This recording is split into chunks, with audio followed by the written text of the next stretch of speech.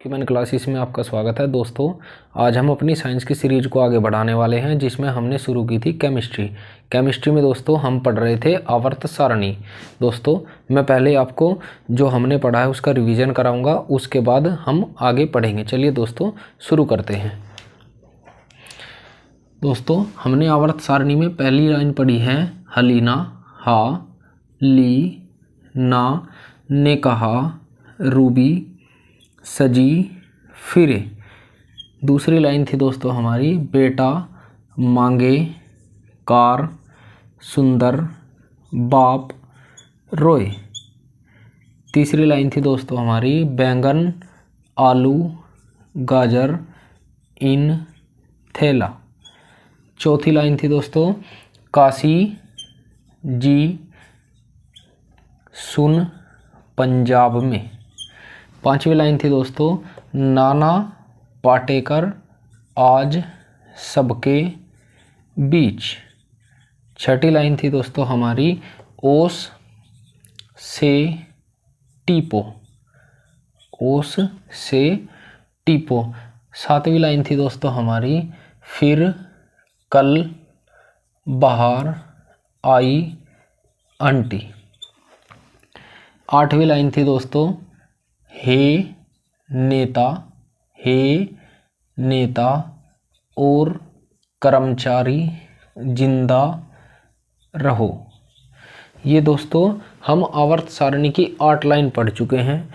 आज हम पढ़ेंगे सबसे बड़ी लाइन, या उसे कहते हैं हम डी ब्लॉक के तत्व पढ़ेंगे, जिसे हम बोलते हैं संक्रमण धातु। चलिए दोस्तों शुरू करते हैं। आज हमें पढ़नी है डी ब्लॉक के तत्व या संक्रमण धातु। चलिए दोस्तों शुरू करते हैं। इन्हें कैसे याद करेंगे? सबसे पहले मैं लिख देता हूं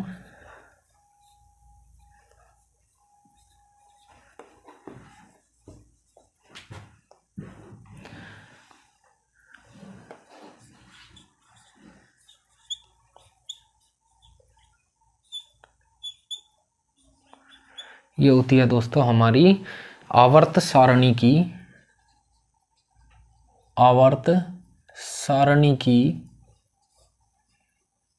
नौवीं लाइन। इस नौवीं लाइन को क्या बोलते हैं दोस्तों? डी ब्लॉक के एलिमेंट या संक्रमण धातु कहा जाता है। इसे कैसे याद रखेंगे दोस्तों? इसे याद रखेंगे शक्ति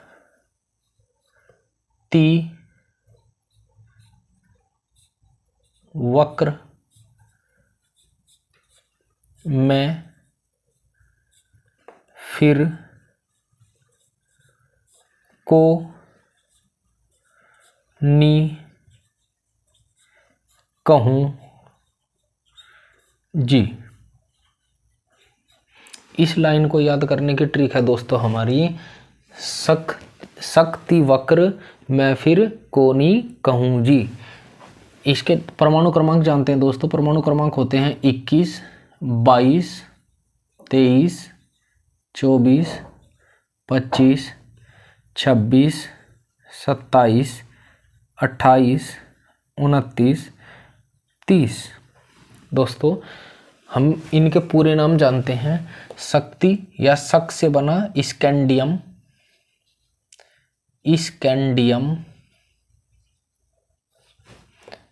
टी से बना टाइटेनियम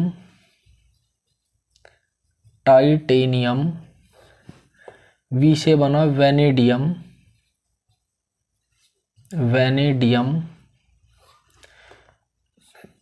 क्र से बना क्रोमियम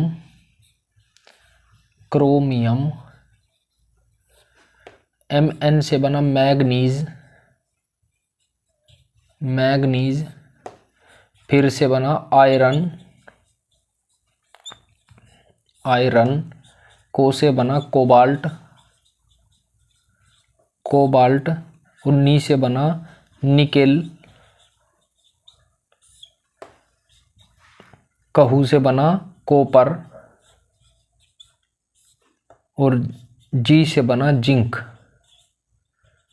ये दोस्तों हमारी आज की लाइन है जो हमें याद करनी है। अभी हम इनकी डिटेल भी जानेंगे दोस्तों, थोड़ी बड़ी लाइन हो सकती है तो उससे आपको घबराना नहीं है। चलिए दोस्तों आगे बढ़ते हैं।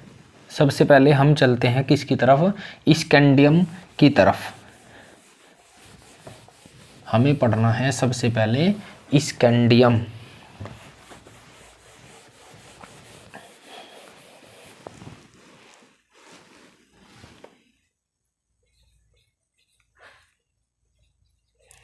स्कैंडियम, स्कैंडियम का परमाणु क्रमांक कितना होता है दोस्तों? परमाणु क्रमांक 21 होता है। परमाणु क्रमांक स्कैंडियम का कितना होता है दोस्तों?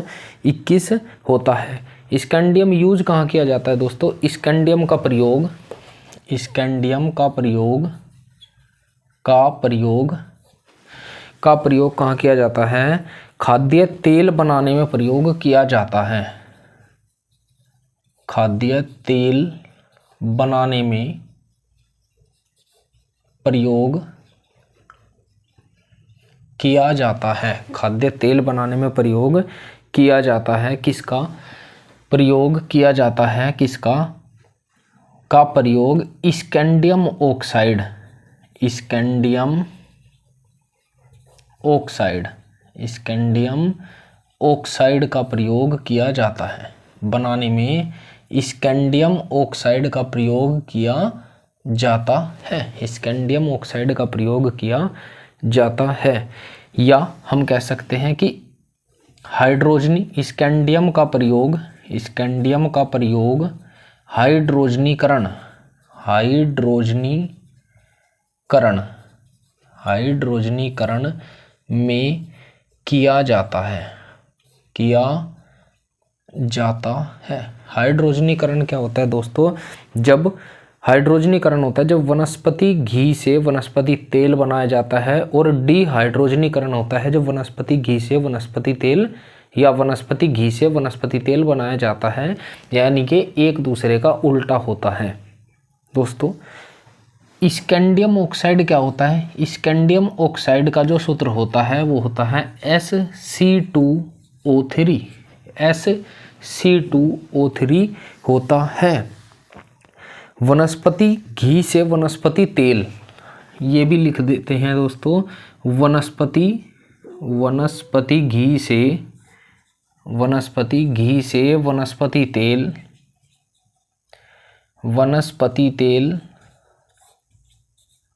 वनस्पति तेल बनाने के लिए, वनस्पति तेल बनाने के लिए हाइड्रोजन गैस तथा और किसका यूज किया जाता है? हाइड्रोजन गैस तथा एक उत्प्रेरक तथा scandium oxide, scandium oxide, scandium oxide, oxide का प्रयोग किया जाता है, का प्रयोग किया जाता है। दोस्तों इसी को क्या बोलते हैं? हाइड्रोजनीकरण बोला जाता है। जब हाइड्रोजन और एक उत्प्रेरक होता है, ये होता है उत्प्रेरक, उत्प्रेरक इंग्लिश में कैटलिस्ट बोलते हैं। उत्प्रेरक होता है जब वनस्पति घी से वनस्पति तेल बनाया जाता है, उसे हाइड्रोजनीकरण कहते हैं, और जब वनस्पति तेल से वनस्पति घी बनाया जाता है उसे डिहाइड्रोजनीकरण कहते हैं। और क्या होता है दोस्तों? स्कैंडियम पर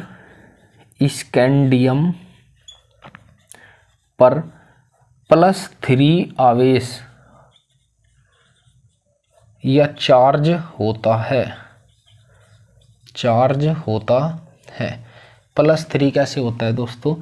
हमने देखा कि Sc2O3, इसका जो ये नीचे वाला होता है दोस्तों, ये स्कैंडियम पर जाएगा, और जो शुरू वाले का होगा ये बाद वाले के ऊपर जाएगा। ये आएगा पॉजिटिव Sc3 पॉजिटिव, और ये जाएगा निगेटिव O2 निगेटिव। ये होता है दोस्तों 3 पॉजिटिव या 3 आवेश, 3 पॉजिटिव आवेश होता है। ये भी हम डिटेल में पढ़ेंगे दोस्तों, पर थोड़े समय के बाद। चलिए दोस्तों ये तो था हमारा स्कैंडियम के बारे में। उसके बाद हम जानते हैं टाइटेनियम के बारे में। इसके बाद जानते हैं टाइटेनियम के बारे में।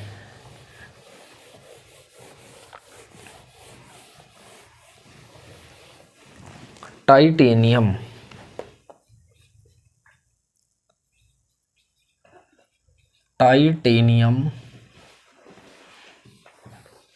टाइटेनियम का परमाणु क्रमांक कितना होता है दोस्तों?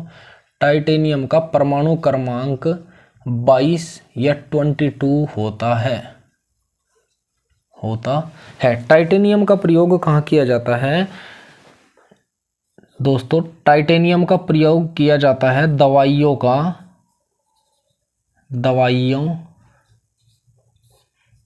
का रंग किसके कारण होता है? ये पेपर में क्वेश्चन आता है कि दवाइयों का रंग किसके कारण होता है? वो टाइटेनियम के कारण होता है। या दवाइयों का रंग टाइटेनियम डाइऑक्साइड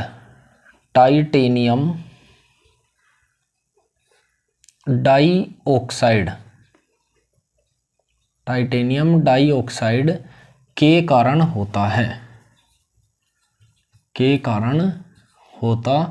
है। टाइटेनियम डाइऑक्साइड का फॉर्मूला क्या होता है दोस्तों? टाइटेनियम डाइऑक्साइड का हमें क्या बताना है? फॉर्मूला बताना है टाइटेनियम डाइऑक्साइड का। तो टाइटेनियम डाइऑक्साइड का फॉर्मूला क्या होता है? टाइटेनियम डाइऑक्साइड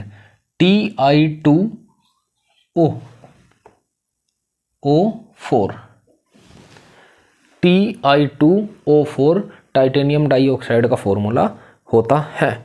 और कहाँ प्रयोग किया जाता है दोस्तों? एक किया जाता है, इसका प्रयोग किया जाता है टाइटेनियम टेट्राक्लोराइड में। टाइटेनियम टेट्राक्लोराइड होता है TiCl4 टाइटेनियम टेट्राक्लोराइड होता है। उसके बाद आता है दोस्तों हमारा वेनेडियम।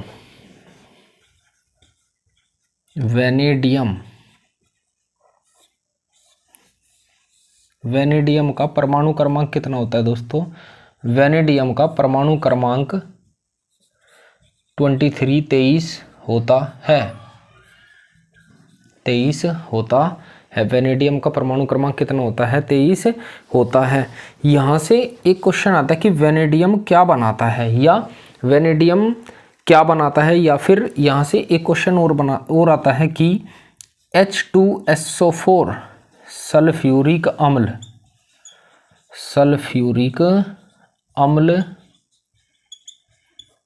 के निर्माण में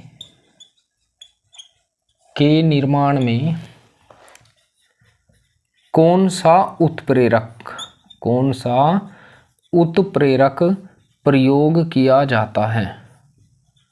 उत्प्रेरक प्रयोग किया जाता है? यहाँ से ये क्वेश्चन इंपॉर्टेंट बन जाता है कि H2SO4 सल्फ्यूरिक अम्ल के निर्माण में कौन सा उत्प्रेरक या कैटेलिस्ट उपयोग किया जाता है? वो किया जाता है दोस्तों, वो उत्प्रेरक होता है कौन सा? V2O5। इसका नाम क्या होता है? इसे बोलते हैं वेनेडियम पेंटाऑक्साइड।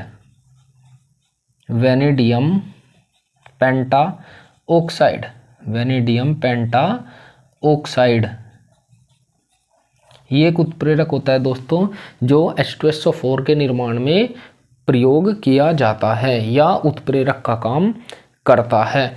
और वेनेडियम क्या काम करता है? वेनेडियम इसी उत्प्रेरक को बनाता है। वेनेडियम क्या करता है?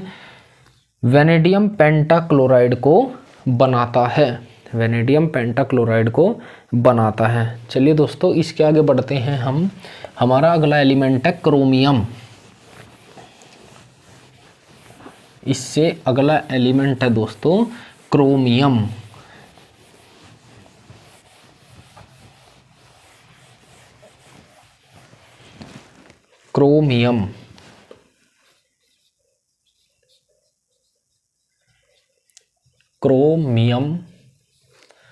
क्रोमियम का परमाणु क्रमांक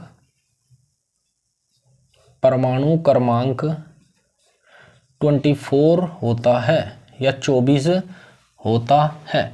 दोस्तों क्रोमियम कहाँ प्रयोग किया जाता है? क्रोमियम, यहाँ से एक बहुत ज़्यादा इंपॉर्टेंट क्वेश्चन बनता है क्या?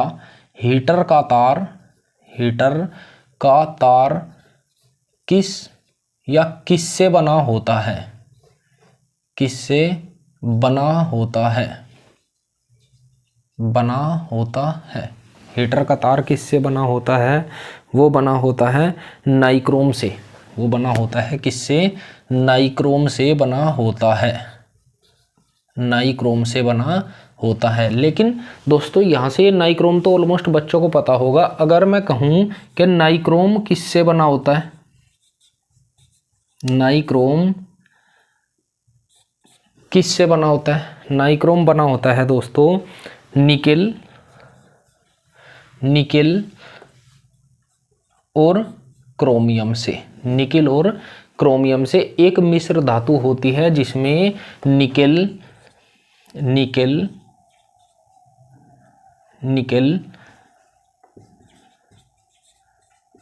और क्रोमियम होते हैं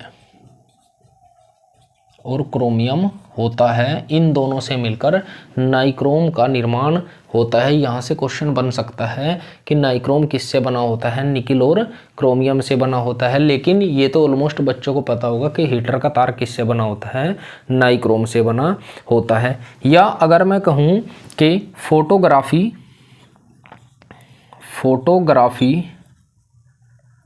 फोटोग्राफी किस सिद्धांत पर काम करती है? फोटोग्राफी किस सिद्धांत पर कार्य करती है?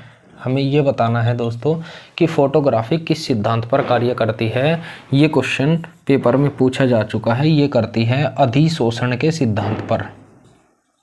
अधिशोषण के सिद्धांत पर काम करती है। अधिशोषण के सिद्धांत पर काम करती है। और इसके बाद दोस्तों इसका इंग्लिश में भी नाम पूछ सकता है। वो होता है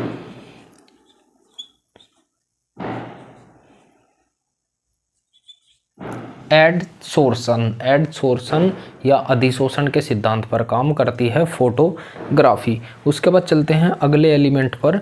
हमारा इससे अगला एलिमेंट है दोस्तों मैग्नीज।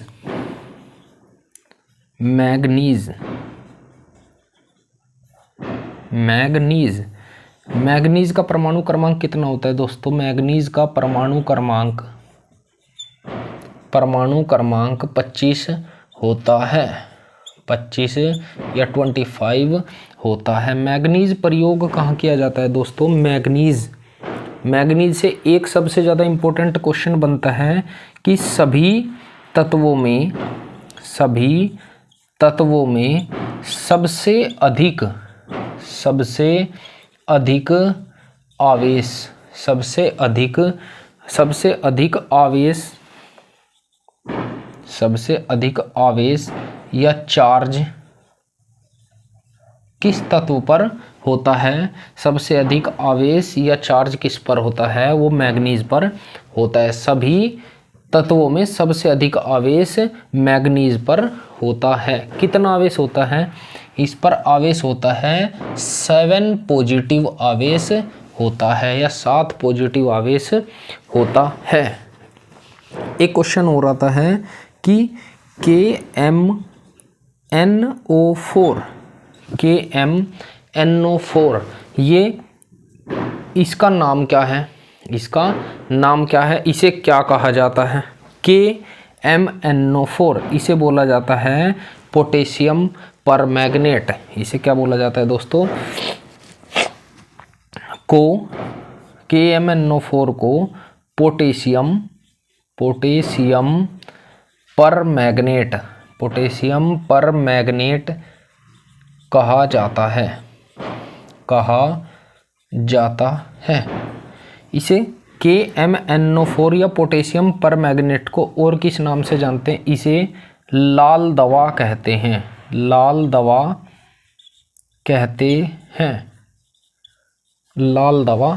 ये लाल दवा क्या होती है दोस्तों? ये लाल दवा होती है, आपने देखा होगा कि जब कोई व्यक्ति जल जाता है तो उसे लाल लाल दवा दी जाती है लगाने के लिए, उसमें क्या होता है KMnO4 पोटेशियम परमैंगनेट होता है। और कहाँ प्रयोग की जाती है दोस्तों? पोटेशियम परमैंगनेट घावों को भरने में प्रयोग की जाती है। घावों को भरने में प्रयोग की जाती है।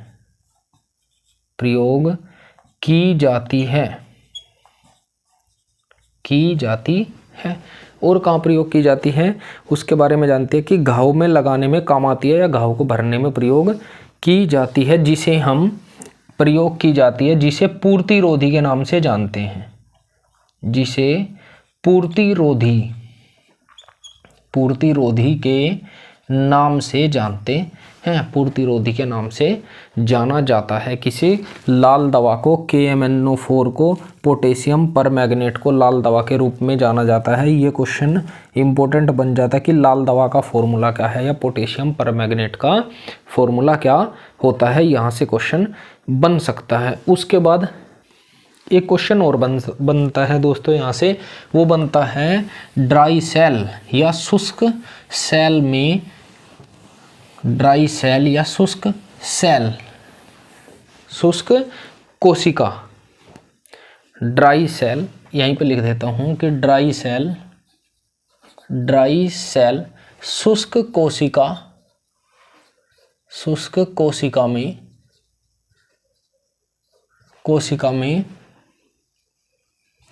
कोशिका में शुष्क सेल या ड्राई कोशिका में क्या पाया जाता है दोस्तों?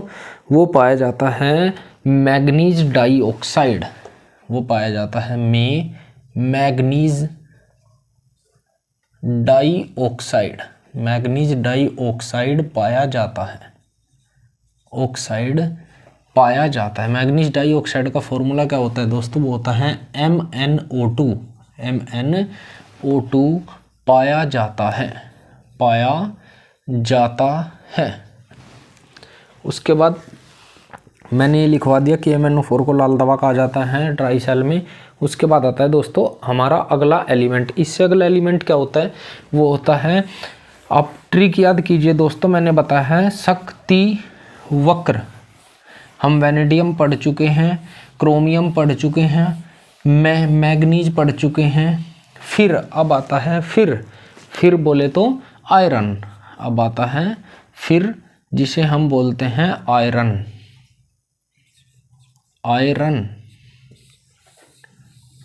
आयरन का परमाणु क्रमांक कितना होता है दोस्तों?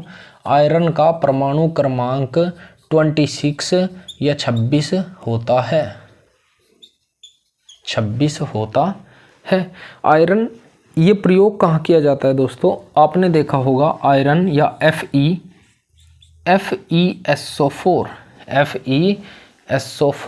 इसका ओरिजिनल नाम क्या होता है? फेरस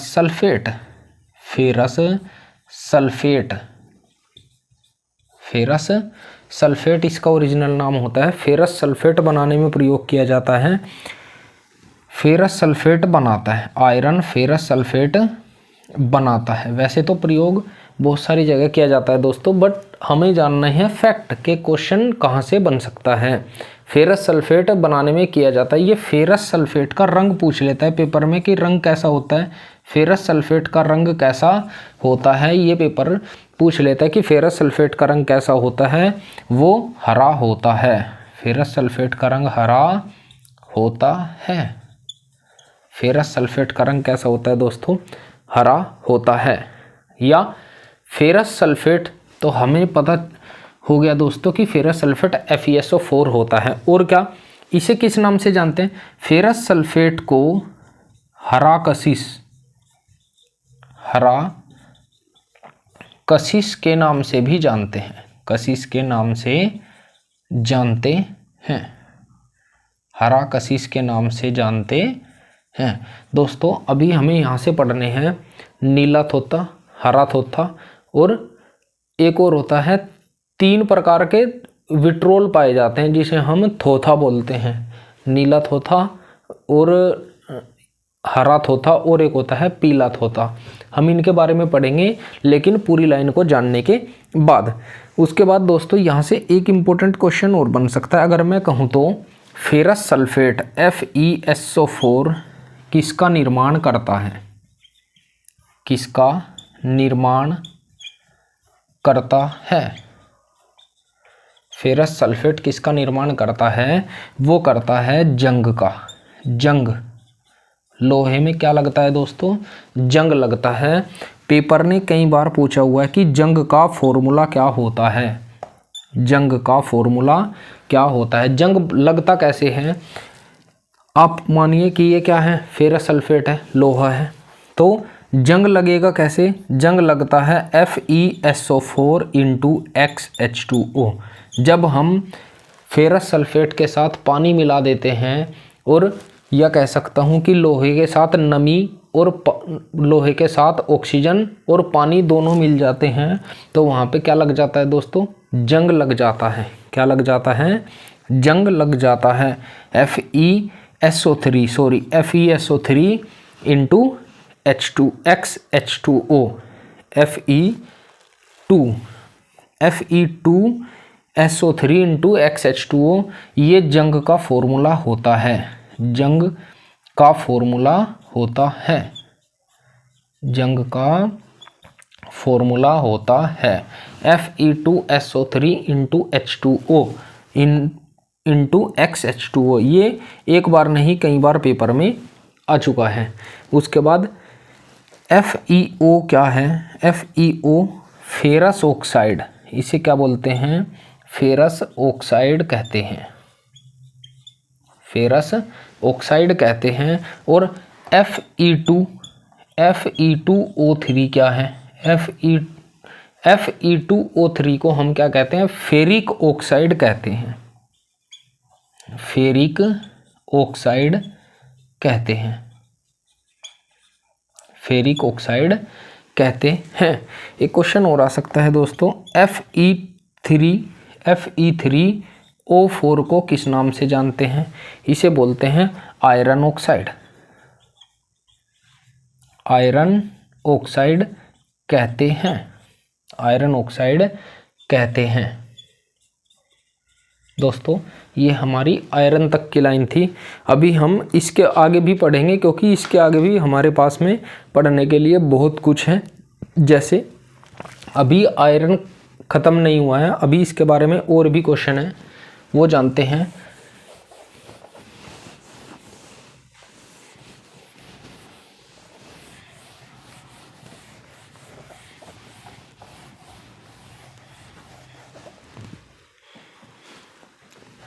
एक क्वेश्चन और आता है दोस्तों, यहाँ से मैंने पूछा Fe3O4 क्या है? Fe3O4 क्या है? Fe3O4 क्या है? ये मैंने अभी बताया दोस्तों, इसे हम आयरन ऑक्साइड कहते हैं। इसे क्या कहते हैं? Iron oxide. आयरन ऑक्साइड कहते हैं। लेकिन आयरन ऑक्साइड के साथ साथ ये Fe3O4 और क्या कहलाता है? ये कहलाता है चुंबक। चुंबक या मैग्नेट। चुंबक या मैग्नेट इसी को कहते हैं। किसे? आयरन ऑक्साइड को चुंबक या मैग्नेट कहते हैं, या चुंबक बनाने का काम करता है, या चुंबक बनाता है। कैसे? मैंने कहा दोस्तों ये चुंबक बनाता है। और यहाँ से एक क्वेश्चन और बन सकता है। वैसे तो मैं बता चुका हूँ दोस्तों कि अगर Fe2 पॉजिटिव लिखा हो तो क्या होगा, और Fe3 पॉजिटिव लिखा हो तो क्या होगा? Fe2 पॉजिटिव होगा उसे हम फेरस बोलते हैं। उसे क्या बोलते हैं? फेरस। और Fe3 पॉजिटिव होगा उसे हम क्या बोलते हैं दोस्तों? फेरिक कहते हैं। फेरिक कहते हैं। कैसे? अगर मैंने कहा दोस्तों यहाँ पे कि FeO2 तो ये 2 कहाँ जाएगा दोस्तों? यहाँ पे जाएगा, तो ये आएगा Fe2 पॉजिटिव। इसे क्या बोलेंगे? Ferrous oxide. क्या बोलेंगे? Ferrous oxide. और अगर एग्जाम्पल के लिए मैं इसे लूँ Fe3 या Fe2O3, इस 3 को इधर ले जाएंगे, ये होगा Fe3 3 पॉजिटिव, तो इसे बोलेंगे फेरिक ऑक्साइड। क्या बोलते हैं दोस्तों? इसको फेरिक ऑक्साइड बोलते हैं। उसके बाद पढ़ते हैं हम कोबाल्ट के बारे में। कोबाल्ट,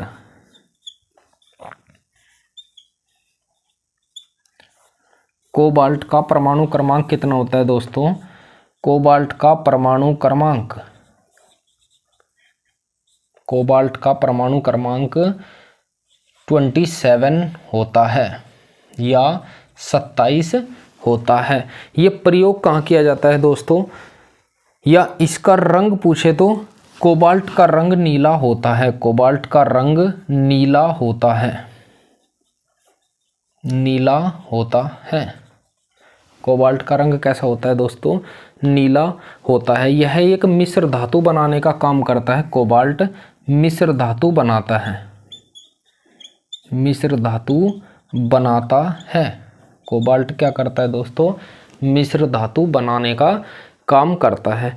बहुत सारी मिश्र धातु बनाता है। जैसे अगर मैं कहूँ एक मिश्र धातु बहुत ज़्यादा फेमस है, आलनीको।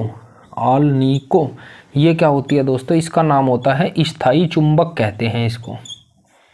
स्थायी चुंबक के नाम से जानते हैं आलनीको। इसमें प्रयोग किया जाता है एल्यूमिनियम, एल्यूमिनियम और निकेल, निकेल, कोबाल्ट। इसमें ये तीनों प्रयोग किए जाते हैं, एल्यूमिनियम, निकेल और कोबाल्ट। इसे स्थायी चुंबक बोला जाता है। दोस्तों अभी इसमें पढ़ने को और भी है, लेकिन हम वीडियो ज़्यादा लंबी होने की वजह से इसे पढ़ेंगे कल। चलिए दोस्तों आज के लिए इतना ही। और दोस्तों अगर आपको वीडियो अच्छी लगे तो चैनल को सब्सक्राइब कर दीजिए, वीडियो को लाइक कीजिए। थैंक यू दोस्तों।